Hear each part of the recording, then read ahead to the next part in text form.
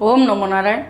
હું અરુણાબેન પી ગોસ્વામી સુરતથી તમારું સ્વાગત કરું છું અરુસ કિચનમાં. તો આજે આપણે બનાવશું વિન્ટર સ્પેશિયલ થેપલા, જે સુવાની ભાજીના બનાવશું. તો એના માટે આપણે આ સુવાની ભાજી લીધી છે, આ રીતની આવે છે અને આ શિયાળામાં બહુ સારી એમ.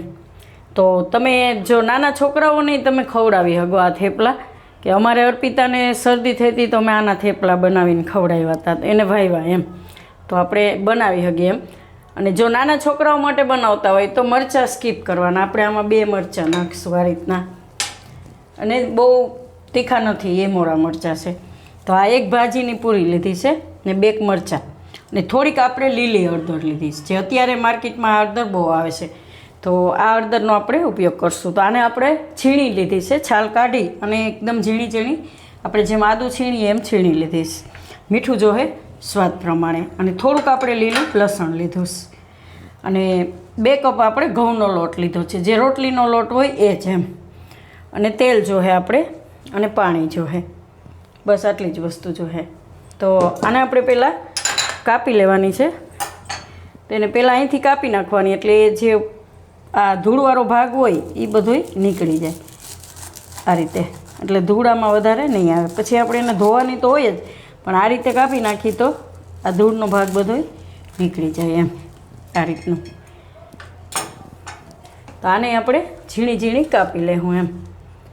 એટલે જો જાડા ડાઠિયા હોય તો એને કાઢી નાખવાના, નહીં તો આને એકદમ ઝીણી સુધારી લેવાની. આ રીતના જાડા હોય તો કાપી નાખવાના, બાકી આને આપણે સુધારી લેવું. એકદમ મસ્ત સુગંધ આવે છે આની. તો આને સાફ કરીને આપણે સુધારી લેવું ઝીણી. તો ભાજી આપણે આ રીતે સુધારી લીધી ઝીણી ઝીણી. એને આ રીતની જારીમાં ધોવાની એમ, એટલે નીચે નીકળે નહીં એમ, નહીં તો આ નીકળી જાય, ઝીણી હોય ને એટલે. તો આ રીતે ધોઈ નાખવાની એને.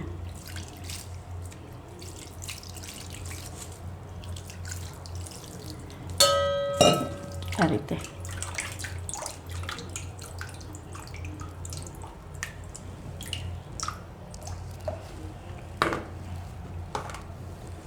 તો હવે આપણે લોટ બાંધી લેવું.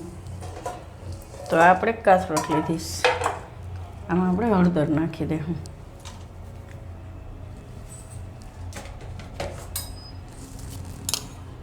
એકદમ મસ્ત કલર આવે હળદરનો. જો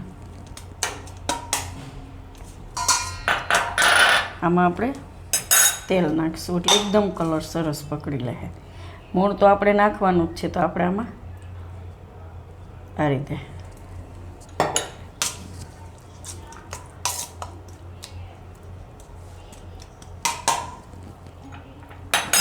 મરચું નાખી દેવું, એ લીલું લસણ, સ્વાદ પ્રમાણે મીઠું,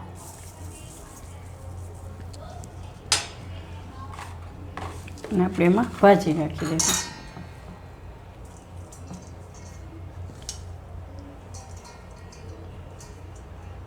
તો ભાજી તમે તમારા હિસાબે વધારે ઓછી કરી શકો એમ. થોડી ઘણી ઓછી નાખવી હોય તો ઓછી નાખી શકો. અને આ રાતે ડિનર માટે બેસ્ટ રેસીપી છે, સાંજે તમે બનાવી શકો. કે ઘણીવાર આપણે સાંજે એવું હોય ચા ને થેપલા ને એ રીતનું બનાવતા હોય છે, તો આ આપણે બનાવી શકીએ એમ. તો આપણે આમાં લોટ ચારી નાખીશું.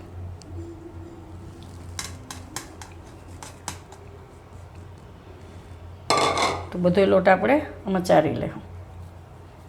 લોટ આપણે બધોય ચારી લીધો છે. તો હવે આપણે 1 કપ પાણી ભર્યો છે, ને થોડુંક પાણી આમાં લીધું છે. હળદરવાળું હતું તો એનો એ પાણી પહેલાં નાખી દે હું આમાં. કેસર જેવો કલર આવ્યો. તો આને પહેલાં આપણે મિક્સ કરી લેવું બધું. પછી જોઈએ એ પ્રમાણે પાણી નાખીને આપણે લોટ બાંધીશું.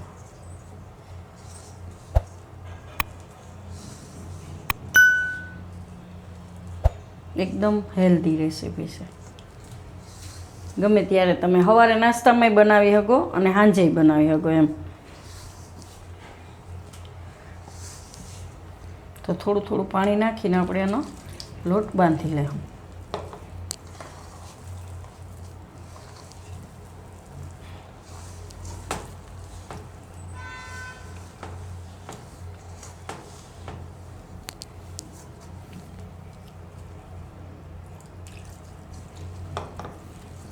તો આપણે આ રીતનો લોટ બાંધવાનો. તો આટલા લોટમાં આપણે 1 કપમાં થોડુંક પાણી વધ્યું, એટલે 1 કપ ઉપર થોડુંક પાણી જરૂર પડી, કેમ કે આમાં આપણે થોડુંક નાખ્યું હતું એટલે. તો આને આપણે સહેજ તેલવાળો કરી લઉં. થોડુંક આ રીતે મારી દેવાનું તેલવાળો કરીને. આને આપણે 5 મિનિટ માટે રાખશું, વધારે વાર નહીં રાખીએ, રેસ્ટ કરવા 5 મિનિટ. તો આને આપણે 5 મિનિટ માટે રાખ્યો લોટને, તો એકદમ સરસ આ રીતનો થઈ ગયો છે. તો આપણે 4 થી 5 જણા હોય તો આટલા કાફી છે થેપલા એમ. તો આને આપણે હવે બનાવી લેવું. તો ગેસ ચાલુ કરી લેવું પહેલાં, એટલે તવી ગરમ થઈ જાય. આપણે વણી લેવું. તો તમારે જે સાઈઝના બનાવવા હોય એ સાઈઝના બનાવી શકો એમ. તો આપણે મીડિયમ બનાવશું, બહુ મોટાઈ નહીં, બહુ નહીં. આ રીતના સેજ લોટવાળું કરીને વણી લેવું.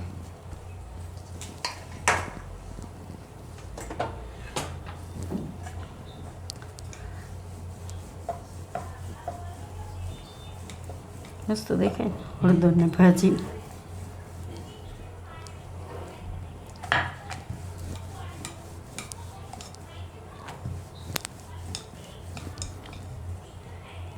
અમારે અર્પિતાને તો બહુ ભાવ્યા હતા, અમે બનાવ્યા હતા ને. એને થોડુંક શરદી જેવું હતું, તો હું દવા લેવી એના કરતાં થોડીક ગરમ વસ્તુ આ રીતે ખવડાવીએ તો સારું થઈ જાય એમ.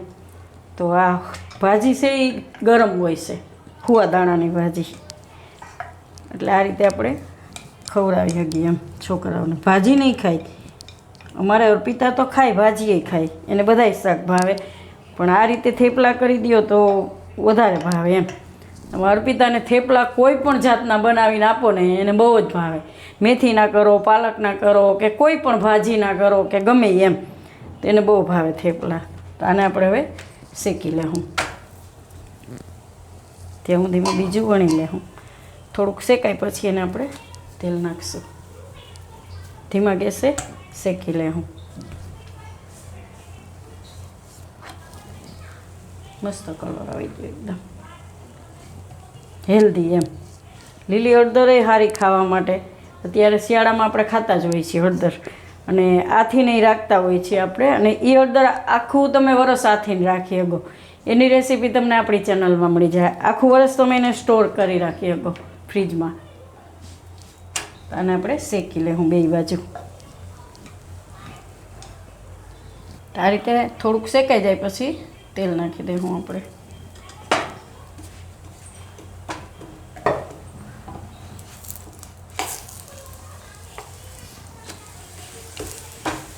થોડુંક તેલ નાખીએ તો બે બાજુ શેકાઈ જાય આ રીતનું.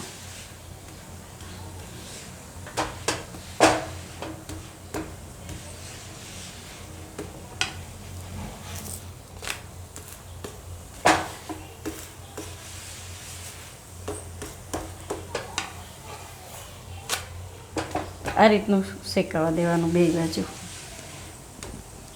કાળું નહીં પડવા દેવાનું. અને આપણે કાઢી લેવું. તો બધાય આપણે થેપલા આ રીતે બનાવી લેવું. એકદમ મસ્ત. આમાં છો કલર કેવો દેખાય, સુપર. તો બધાય આપણે આ રીતે બનાવી લેવું. તો આપણે થોડાક બનાવી લીધા છે આ રીતે 6 હાથ, અને એટલો લોટ હજી બાકી છે. તો જ્યારે તમારે ખાવો હોય ત્યારે ગરમ ગરમ બનાવી શકો એમ. તો આને આપણે ડીશમાં લઈ લેવું. તો તૈયાર છે આપણા સુવાની ભાજીના થેપલા, વિન્ટર સ્પેશિયલ, શિયાળાના સ્પેશિયલ એમ. તો જો તમને મારી આ રેસીપી પસંદ આવી હોય તેને લાઇક કરજો, શેર કરજો, અને મારી ચેનલને સબસ્ક્રાઈબ કરજો, અને બેલ આઇકન દબાવવાનું ના ભૂલતા. કમેન્ટ કરીને કહેજો કે તમને કેવા લાગ્યા સુવાની ભાજીના થેપલા.